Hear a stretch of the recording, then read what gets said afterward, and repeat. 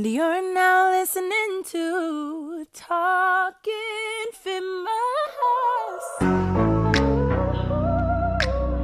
Hey guys, we are back with TLKInfamous. My name is Socially. We got Saint here. What's up? How y'all feeling? Feeling good. Good child. All right, let me stop. So we gotta get serious because we're gonna talk about the social credit system in China. I know I'm excited about this topic. Oh my God. When you heard about that topic, what was the first thing that came to your head? Black Mirror.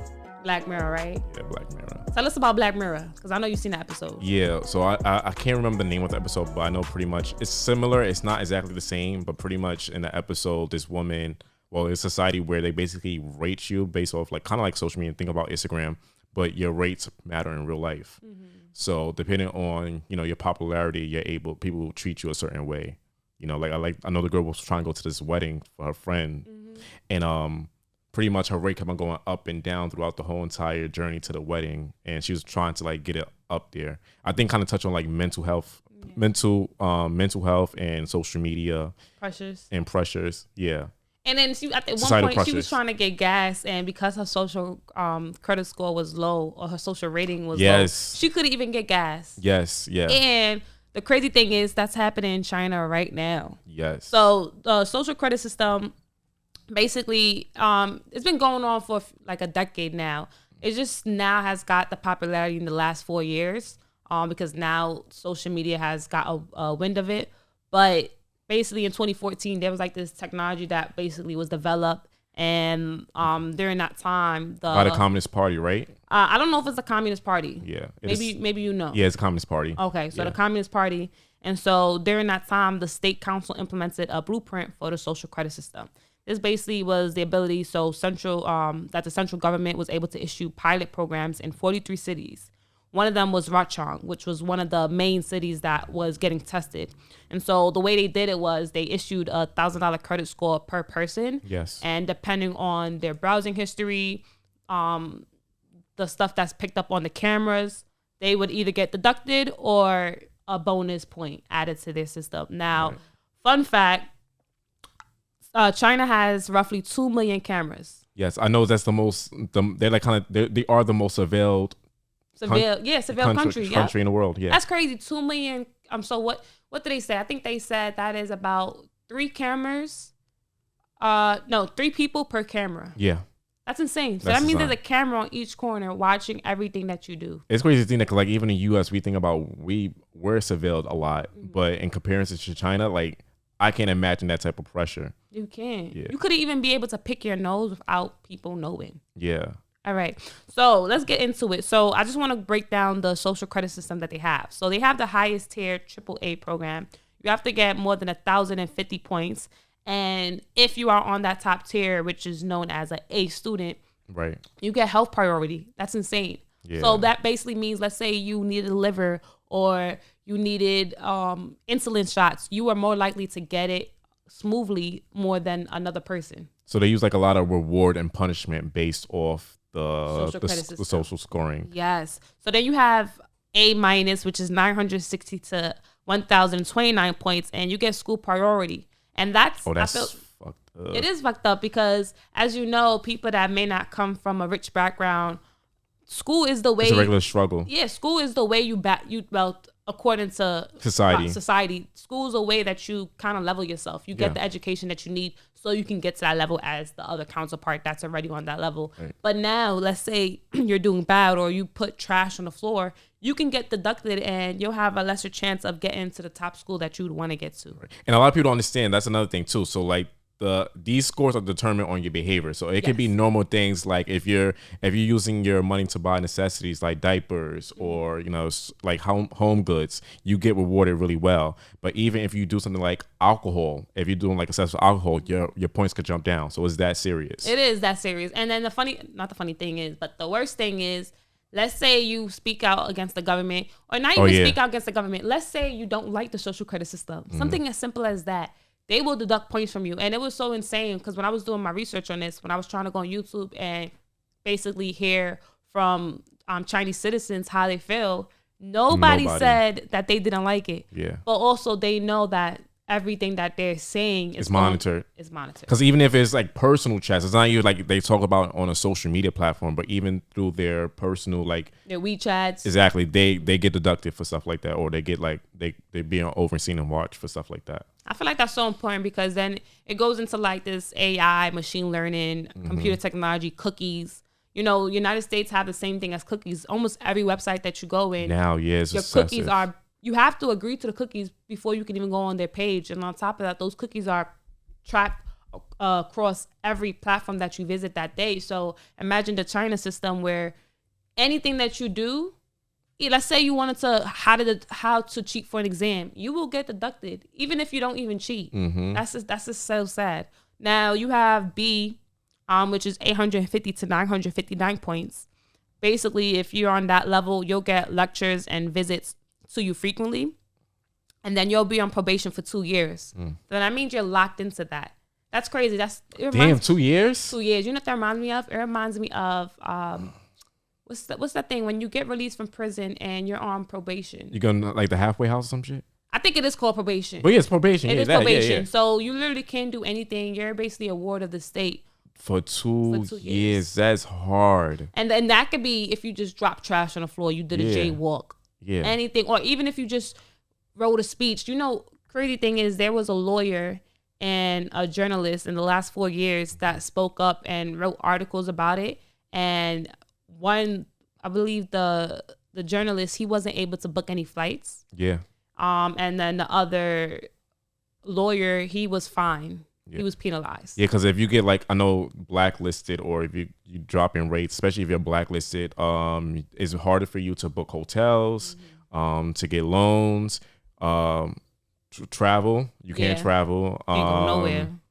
And like you said, the schooling system is hard. It's hard to get in the schooling system as well. And I also know that they do a lot of public shaming. So through billboards, like live television, like if you're jaywalking, you'll like literally be on the billboard. Or if you're, or they'll cast like, they'll put you on like live television, and like it's public shame. They use public shame as a way to enforce these rules. And that's not only to use public shame, but they also have like enforcers, paid enforcers.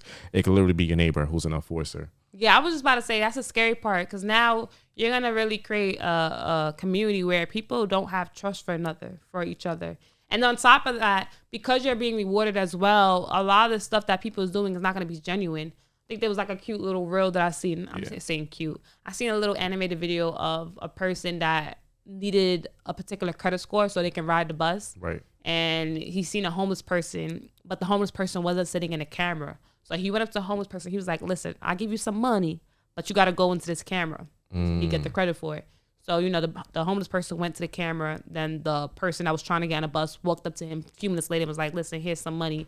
And as soon as he gave the money, the camera system recorded it. And he went on his app, the social credit app or whatever, it seen his points increase. It's crazy that you bring up that word trust, because like you said, if it builds like a society that, like you said, it's like it's hard to trust. But in the government eyes, like their biggest thing is like they created this system to build trust amongst the citizens. Yeah. And it's weird. Like it's like, are you really doing that? Like you said, like it's like it's like a false sense of trust. Yes. Which is very interesting that you just, I don't know, I just thought that was like a really great point that to just like bring up.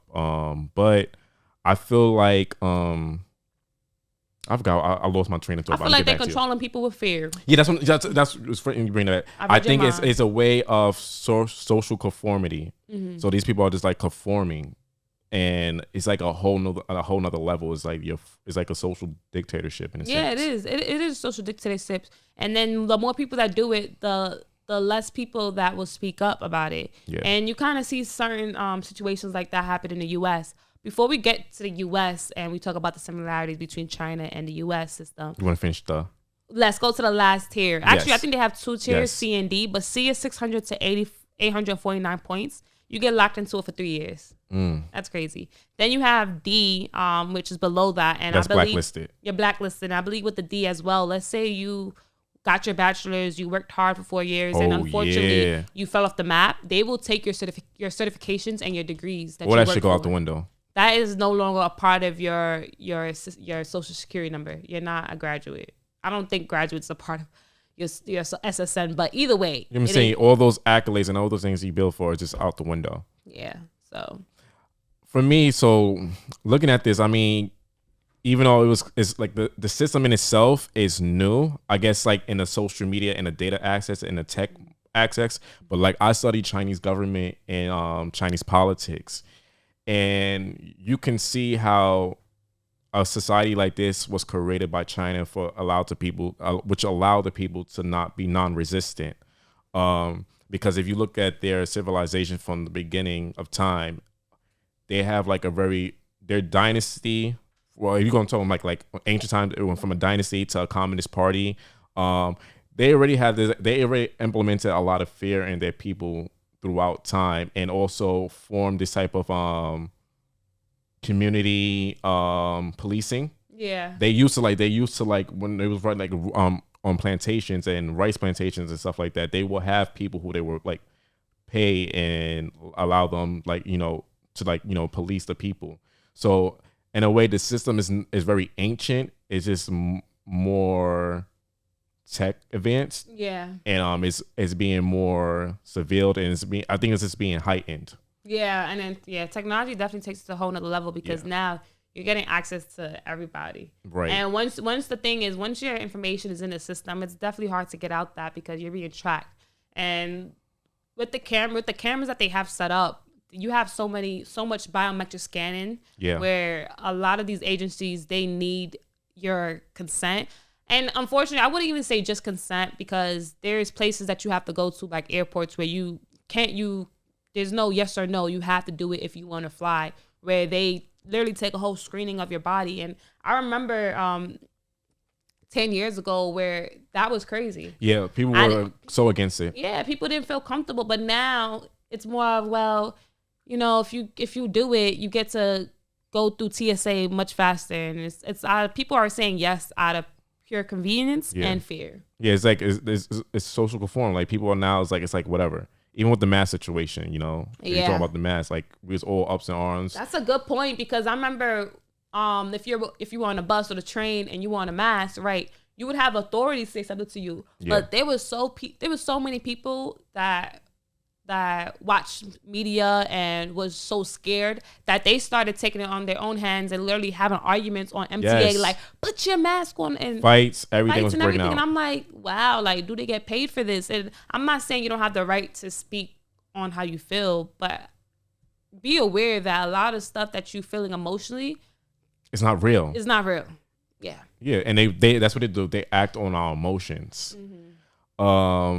Before you move on, I can't believe I don't have it here, but I think the guy was in one of those videos that you sent me. Well, I think it was a documentary that I watched personally about China and the social credit system, and they kind of said like the Chinese people's the Chinese people's eyes are blinded and their ears are shut.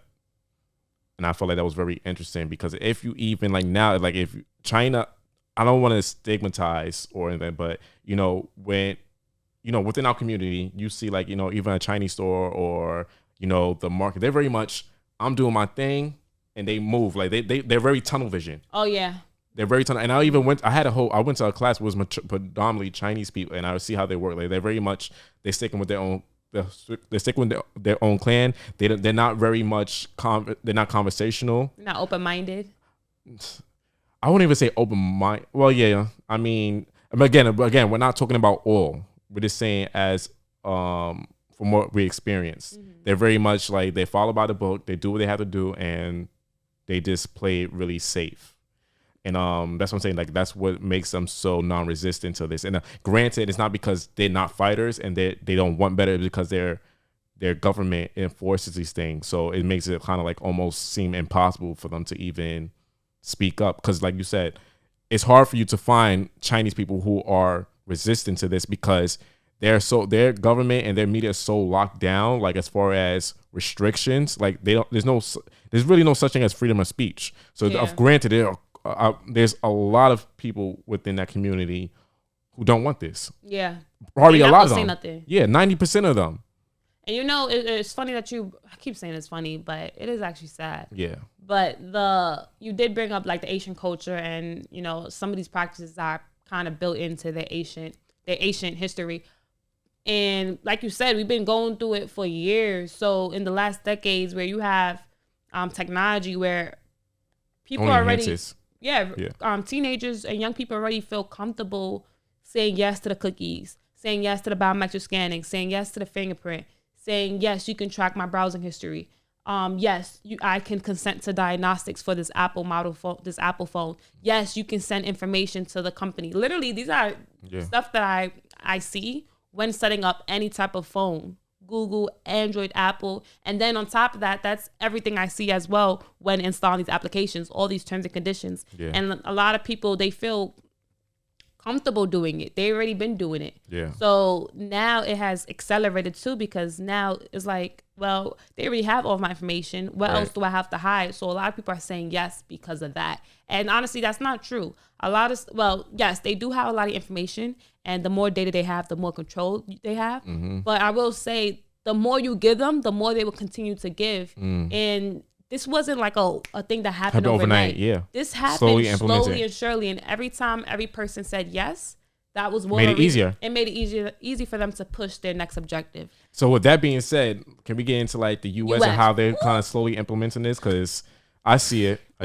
So we talked about the airports, something plain simple as that. So you DMV. have the DMV. So you have the TSA pre-check clear program. And I remember seeing that in airports, more than 5 years ago. I was trying to go to Florida or something, and the dude was literally selling. He had brochures in his hand. Yeah. And was like, hey, listen, you don't have to wait through that line.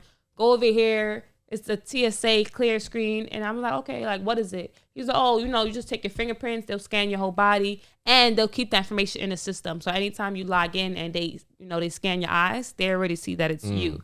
And I'm like, oh, hell no. But anyway, a lot of people wasn't doing it. A lot of people were resisting. But now, when I go to the airports now, I'll see a long ass line for that TSA. And it's crazy.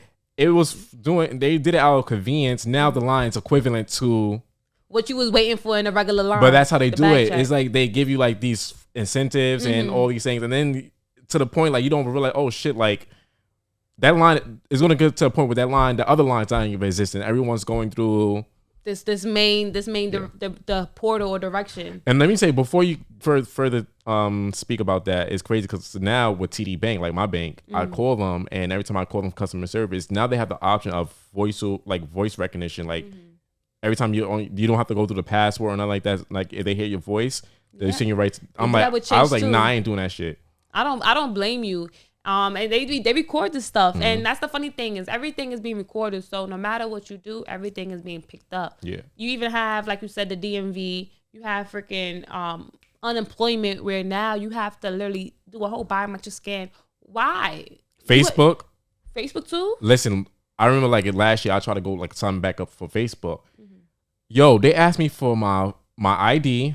They asked me for my high school diploma. I was like, wait, what the fuck? Since when? I haven't signed back into Facebook since then. Like I haven't like signed up, but since I remember I just like try to go back. Like let me just go back to like catch up with family, whatever. So I was like, okay, cool. They didn't want the ID, but then they asked me for high school IDs and all types. I was like, nah, this is weird. I'm good. And as surprised I am, that's not surprising because you have the metaverse coming, and Facebook has so much data. They make so much money. They don't Facebook ads. What Facebook does and all the users, they make most of their money through data and basically distributing that data out to different companies. They're like they're really like, they're a data collecting company. Yeah. At this point, it's not even social media. Like the social media aspect is out the window. Kind of like with Instagram, they're also like they're kind of like their shop.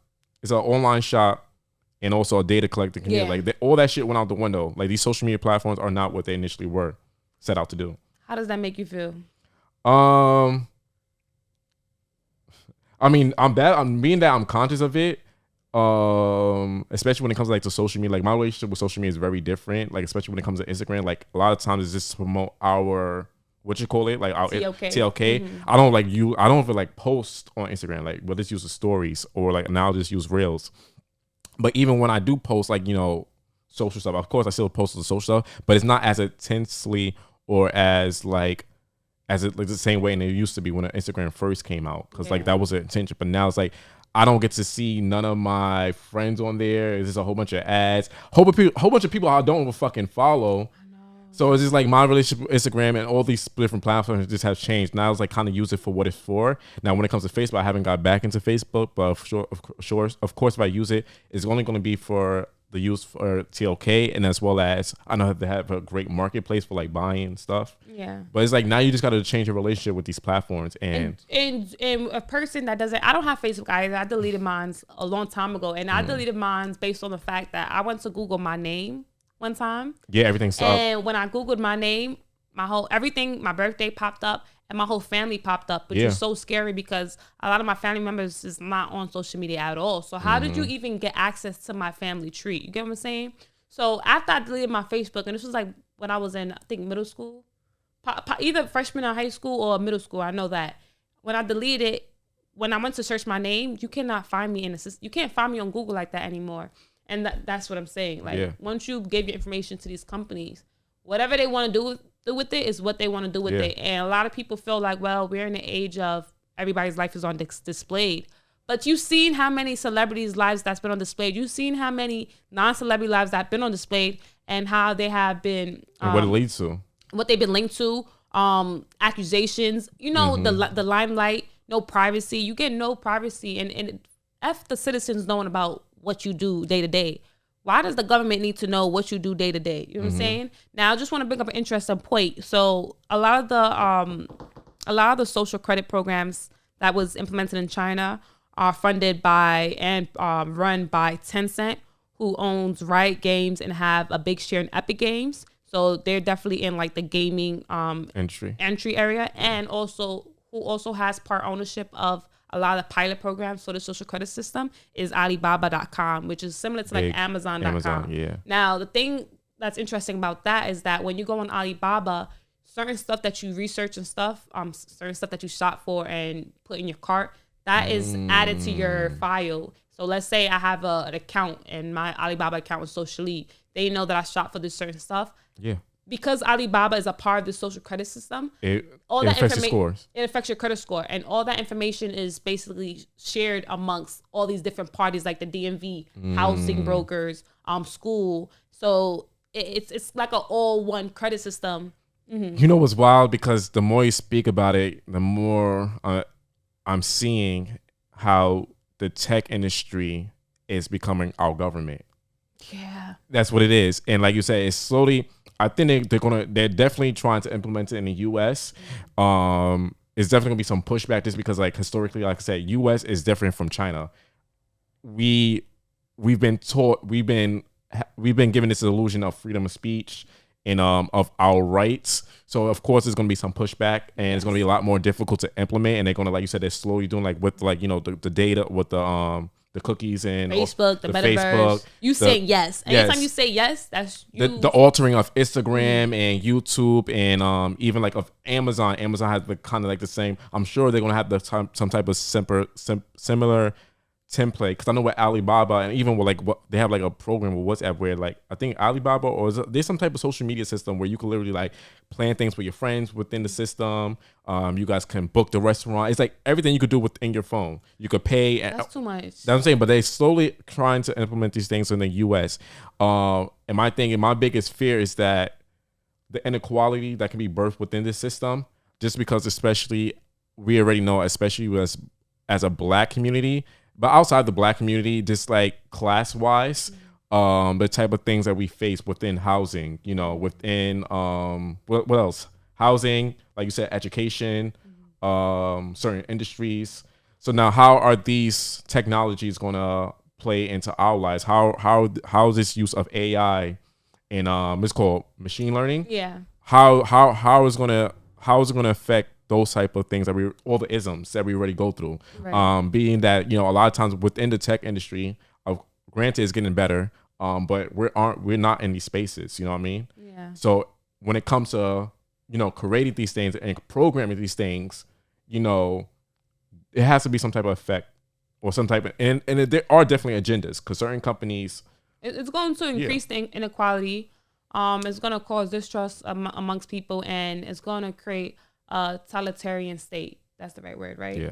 I don't want to say it will. It can. Yeah, it can. Like you said, the power word. Yeah. Right. Now, in China, there's a small part of China that has mostly Muslims. I forgot what city it is. So because of their credit system, because of their credit class, right? Because they're enrolled in a credit program as well. Now, I just want to say, not all of China is enrolled, but I will say majority of the cities are enrolled. Are you sure? Yeah, because there's different pilot programs that's going on. I thought it was mandated in China. It may have been mandated recently. Yeah. Do your research. Do your research. But I will say a lot of people that was in that had the Muslim background, they're actually being pushed into a re-education camp system. And that's what they call it. But if you look at it, it looks like a concentration camp. Similar to like prison. Why was the case for that? Oh, because they feel like they need more support. Because what did I say? With C, you get more visits and you get lectures. Then if you're a certain blacklist, then you get put into a particular program where that's kind of related to like what they was doing with black people and what was it? Was it Social Security or no? With the housing, they had the housing credit score. So a lot, if you came from a particular zip code and you were trying to lease a home, you were put into a credit bracket where it didn't even give you access to even get a particular home because of that. I think that was, I think Ronald Reagan was. There you go. Yeah, like again, they're gonna create these new kind of like, trying to say like these kind of improvised systems that kind of like feel like it's better or but it's like there's an agenda. There's always going to be an agenda to suppress a certain particular group of people. Yeah. So it's not like not everyone is going to benefit off of this system. Yeah. You know what I mean? Yeah. And that's why I said it can be a negative or a positive thing. My thing is I don't know if we can control in the way in which this thing is moving.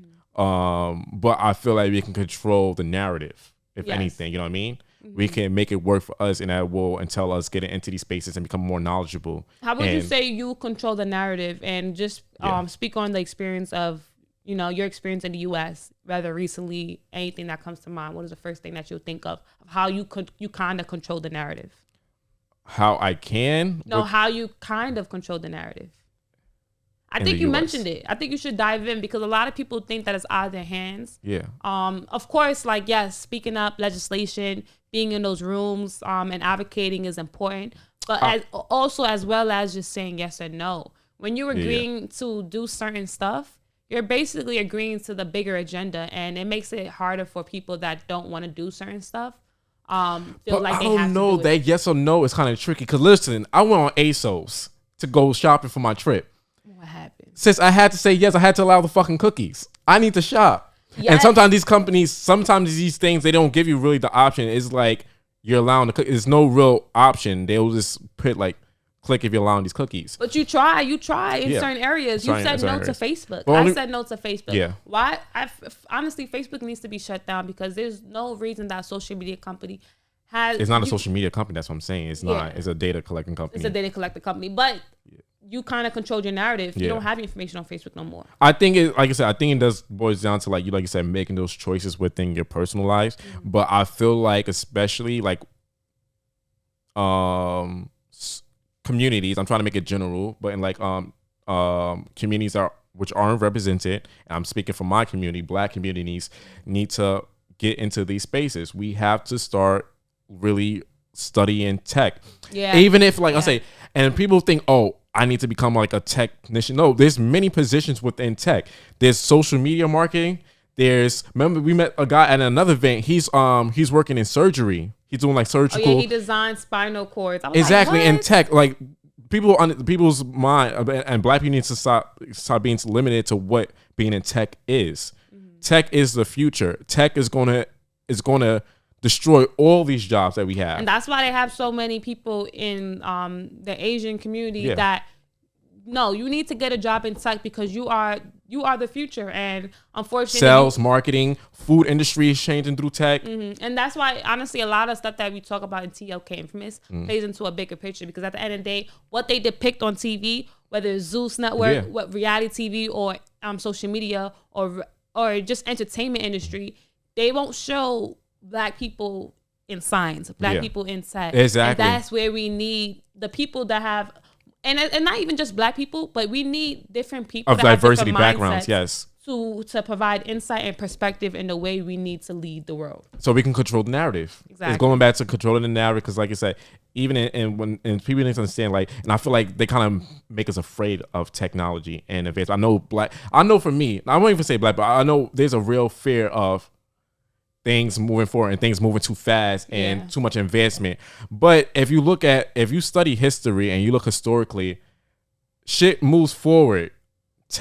Technology, I remember listening, like a pencil was a form of technology. Is this a form of advancing and making life easier? And when you put us in a state of fear in our relationship with tech and science, that's what they do on purpose. Because if we are in these spaces, we're going to find ways to equal out the playing field. Technology can help us build more sustainable land and have abundance of food, abundant of resources. You know what I mean? Yeah. Technology, we won't have to work if we understand technology and science. Niggas don't gotta work. Come on. And we can, and technology will change our relationship with how we view work. Like, work won't be working or not. Work would be probably like sustaining your community. You know what I mean? Yeah. Everything just changed. The idea of work, the idea of education, your idea of religion, your idea of God, your idea of family, it all changes. You know what I mean? And like you said, having the ability to control the narrative of how technology is used will make a big difference. Yes. I think we're gonna end off there. Yeah, but also I want to say one more thing, and like I said, we have to really study China because China is the blueprint and they're the future. They're the blueprint and they're the future of what we can be as a community.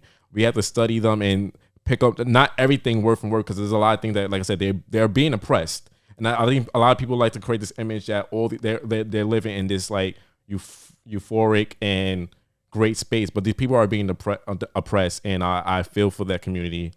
Just because I've worked with Chinese people and I've studying their history, I built a different relationship with Chinese people, and they deal with a lot of oppression. But with that being said, I said like their government and their advancement with technologies is something that we need to study and implement and create a blueprint for ourselves. Yeah. Amen to that. Amen. All right, y'all. Thank you for listening to TLKInfamous. Yes. Hopefully you got some gems from us. I know they did. They definitely did. Yes. And, just do your research because a lot of stuff is out there. Yes. But a lot of stuff is not being shown. Yes. So And we want to create that dialogue, and we need the answers too. So be sure to drop the comments. Like I said, I think somebody said this is not a dialogue. This is a conversation. So, drop the comments. Let us know what you think. Create a conversation, and follow us on Instagram, YouTube, TikTok, all that good stuff. It was great having you guys.